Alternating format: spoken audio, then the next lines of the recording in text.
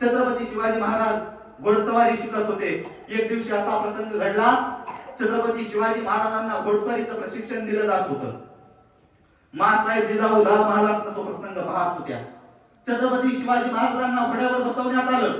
छत्रपती शिवाजी महाराजांनी त्या घोड्याचा लगाम आपल्या हातात धरला आणि घोडस्वारीचं प्रशिक्षण घेण्यासाठी शिवाजी महाराज सज्ज झाले.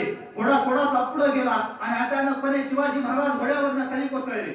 7-8 वर्षाचा शिवाजी महाराजांचं वय आहे. शिवाजी महाराज घोड्यावरनं खाली पडले. आजूबाजूला पाहिलं. शिवाजी महाराजांना वाटलं, त्या वार शिवाजीला वाटलं आता आपल्या ही धावत येईल, आपल्याला उचलून घेईल, कडेवरती घेईल, तुला लागलं कुठं विचारेल. पण तसं घडलं नाही. महाराज जिजाऊ ज्या जागेवरती उभ्या होत्या तशाच राहिल्या.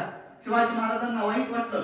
शिवाजी महाराज स्वतः उठले आणि मासाहेब जिजाऊंकडे धावत पडत मासाहेब जिजाऊंकडे गेले. नाहीला विचारलं, मासाहेब आम्ही घोड्यावरनं पडलो, आम्हाला वाटलं तुम्ही याल, राजे तुम्हाला कुठं लागलं असं विचाराल, पण तुम्ही आल्या नाही का भाऊसाहेब?